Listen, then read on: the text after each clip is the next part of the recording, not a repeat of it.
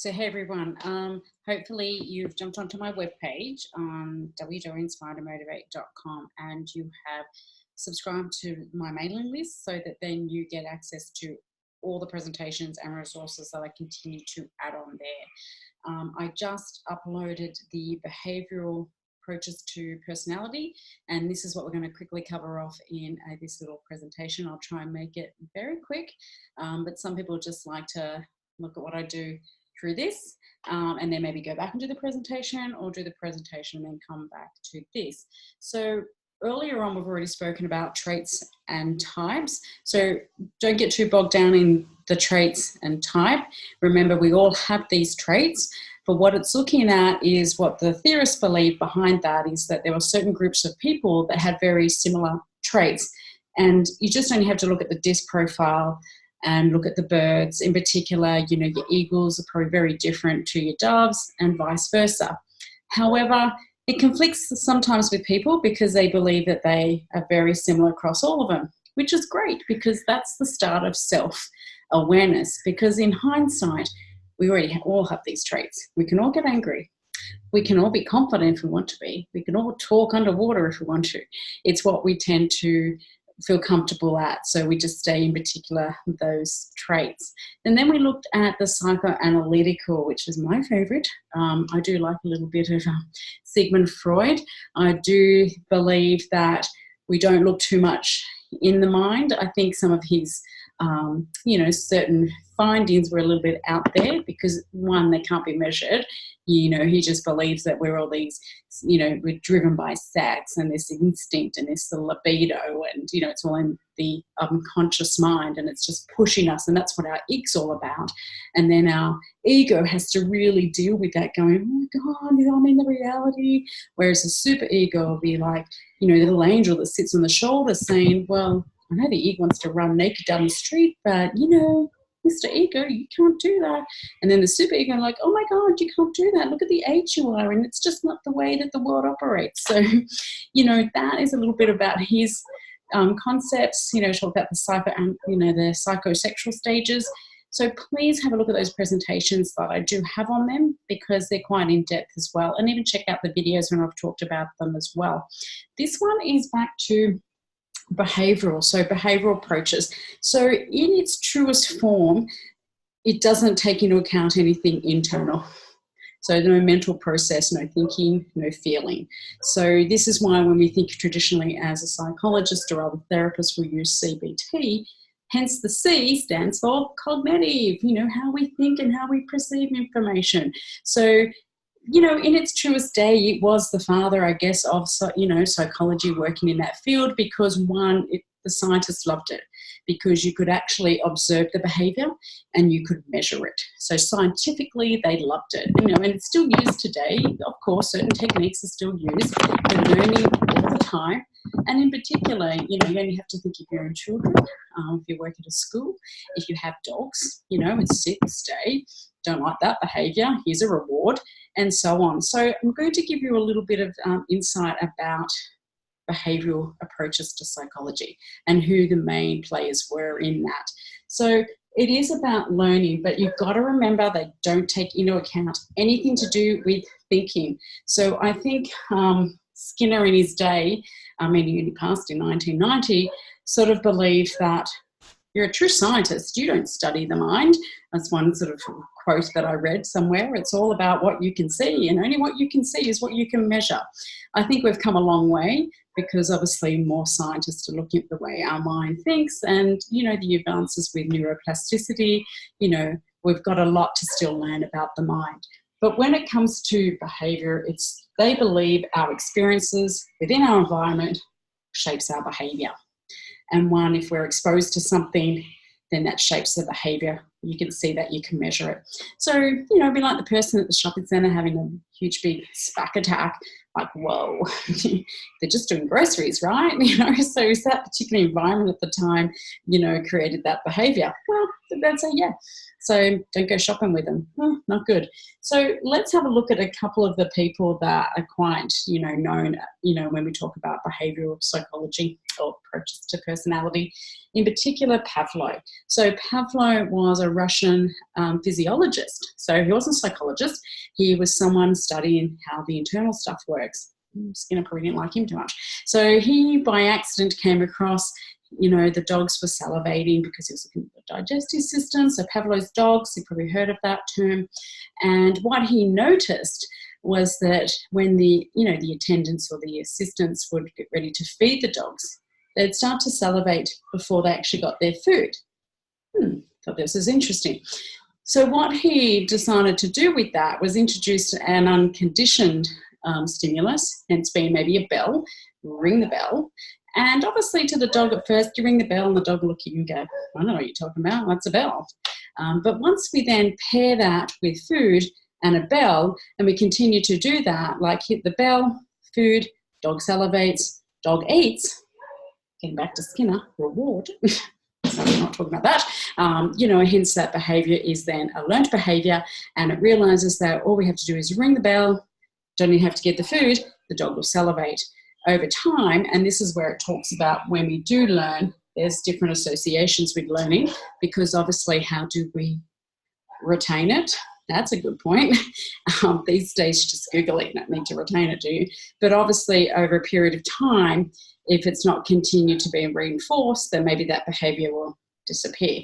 Okay, so that's what Pavlov was all about, and that's why I've got the dogs there, because that would just, jog your memory about Pavlov. And it was known as classical conditioning. That's what it was called. Now, remember with behavioural theorists at the time, really a lot of research and experiments was on animals. It wasn't on humans until Mr. Watson came along. And everyone will probably remember the classic experiment with little baby Albert, who was probably in about 9 months, maybe a bit older, I'm trying to remember the age, but only a young child. Now, he introduced that young child to a rat or a rabbit, something white, small, fluffy, and no response. A bit like the dogs, ring a bell, no response. Then he introduced a loud bang. So it was like a bang, and I think he used like hammers and he was hitting things. It's enough to like, whoa, what's going on? And of course the child would cry.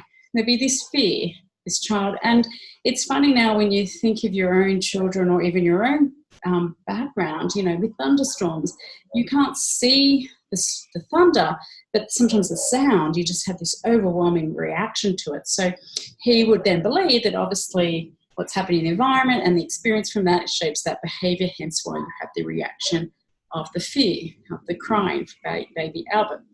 Now, what he also did was then when he had the loud bang and the white animal, like Pavlov, paired them. So eventually the loud bang and the white animal, child would react, continue to do that, till eventually you can take away the loud bang, have the white fluffy animal, child reacts. Now, sad story is with poor little Albert is that he passed away at the age of 6. So I guess therapists would have been really interested to track him down to say, so how are you going? Have you been through therapy from all that? How traumatised you were from that event. Because sometimes we probably created that trauma for that child. And you only have to think in your own children when certain things is going on, especially, as I said to you before, like a thunderstorm, it is in the environment, it's happening, you haven't created it. How do you reinforce that child's behaviour? One, how is the child reacting? And sometimes they watch how you react, and that's that, once again, that mirror behaviour as well. Well, mum's getting upset, so maybe I should get upset too. And then we reinforce that. It's a bit like if anyone ever has watched any Cesar Millan's, the dog whisperer, when he goes to fix these dogs, because this type of definitely classical conditioning is used in dog training, animal behaviour. You only have to see when the dogs are freaking out and they're quite anxious, and the owners are like patting them like this reward that, the dog's like, I don't want to be like this. good boy, good boy. Can you see how the dog's getting totally confused because you're telling me that this behaviour is okay? And this is where this stuff works really well, because there are some behaviours that you don't really want and you're trying to rechange that. So obviously children with like maybe on the spectrum with autism and there's a behaviour you want to try and it's not necessarily and sometimes it could be to correct, or it could be actually to minimise, or it could be to introduce certain behaviour, then this type of classic conditioning is what you would need. But then we move on to, obviously, Skinner. So Skinner's box, is the box you put the rats in and hit a little button, got something to eat. Wow, food, reward. So over a period of time, there's this training done, learning that if I touch this, the wires get all hot under my feet, that hurts. And not do that again. It's a bit like your kids, isn't it? When you tell them you touch that's hot, and sometimes they usually have to touch it to go, oh, you're right, Mum, that is hot. Sometimes these behaviours, they need to actually learn themselves. I don't know. But I guess the key to that is, do they go in and do it again? All right. So obviously in this scenario, and this is why rats, and I worked in a laboratory for a few years, I used to think rats were such smart little creatures. They really were, what they could do. So, but he sort of believed he was very much about the positive enforcement. So his was known as operative conditioning. So once it's conditioned, is in your classical condition, you then have to reinforce that. So we all know if we drive really fast, you're probably going to get a speeding ticket or get pulled over. Yeah. So we know that that's to say not to do that behaviour, that behaviour is not accepted, and then, you get that reinforcement. We all know when our kids have done a good job, it's like, yay. And I think back on myself when I worked at Pets Therapy training dogs for the disabled, we would use classic conditioning, and obviously the operating conditioning is reinforcing that. So what we noticed with Labradors, sit and stay, and you give them something to eat, our Labradors started to get chubbier. So we had to learn what else could we use as a reinforcement, especially a positive reinforcement that wasn't going to put the extra kilos on. So hence why we look at something that they really like, and sometimes just say, oh, good boy, you're such a good boy.